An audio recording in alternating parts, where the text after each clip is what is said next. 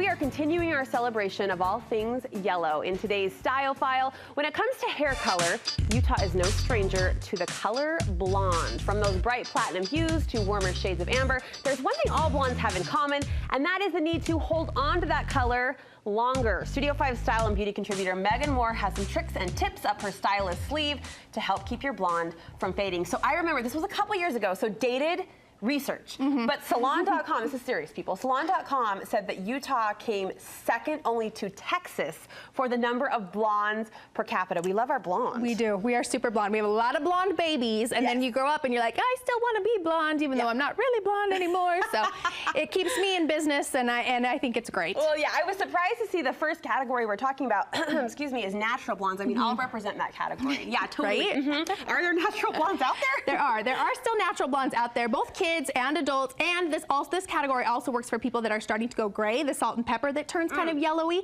so this is a great one for them as well. What do natural blondes need to know? They need to know that our hard water, the buildup in our water, really puts a dullness on the hair, and it can make it look a lot darker than it really is.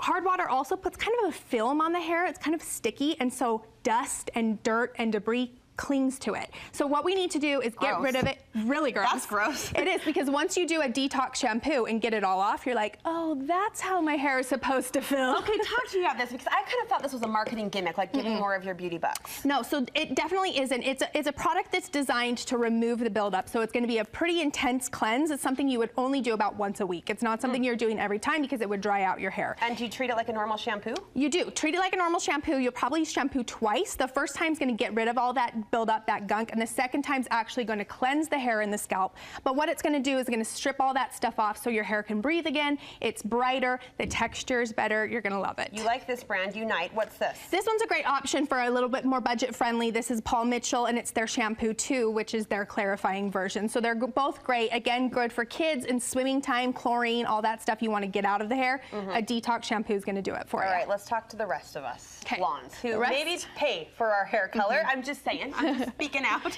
What do we need to know? So purple shampoo, you're no stranger to it, right? Most blondes know purple shampoo. The thing you want to look for with a good purple shampoo is it's got to have a lot of pigment in it. So I put these 3 out on this towel so you could really see. It's a very dark blue purple. There are some out there that are just almost like a very light periwinkle. They're not going to do anything. So the color matters. The color matters. The pigment is what's going to do it. So we're talking about yellow, but the opposite of yellow is purple. So when we're trying to neutralize yellow or those brassy tones, we really want something that's going to be a deep, dark purple to do that. If this is news to someone, if this is new information, the purple shampoo, how often should we be reaching for that purple bottle? Probably 2 times a week is 2? I mean, if you really want to maintain your blonde, 2 times a week. I could up my game. You could. And I would also recommend that your first shampoo is a traditional shampoo, just a regular one, because you don't want to waste all these good ingredients getting the dry shampoo, the grease, the oil out of your hair, right? So use a regular shampoo first, get all of that out, then put this in.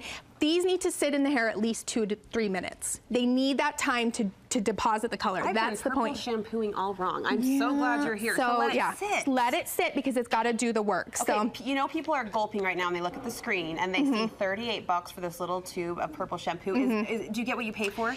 Absolutely. The higher pigments are going to give you the results. So this treatment, this one is probably a once a week one. The treatment's the more expensive one, but it really does a great job. We use it as a toner at the salon to really combat all the yellow that we don't want. Oh, wow. The wash isn't quite as much, but again, yes, you're going to get what you pay for. And if you use a regular shampoo first, these will go a lot longer, right? You're not wasting that getting rid of, you know, all the buildup in the grease in your hair, because that's not what this is for. This is for depositing color, not taking stuff out. I really actually love the Kevin Murphy line, and it's so one of those lines you can't find at Ulta, you can't find it at Sephora, you can find it at your salon. Yep, More Hair Design in Conwood Heights. So I love it, I recommend it, and that's why I sell it, you know? It's just good. I'm gonna try this. I haven't tried this particular one in his line, so I'm looking forward to that. What's this? This one is a treatment shampoo. Again, this one's a little bit more budget friendly, so if this one's not in your range, I understand. This one is the Not Your Mother's, and it's their treatment shampoo, so it's kind of a combination. And again, same thing, put it in, leave it in for 2 to 3 minutes, and you're really gonna get that power payoff. All right, a lot of us blondes hate those final few weeks when you're in between appointments and you're creeping closer to your hair chair date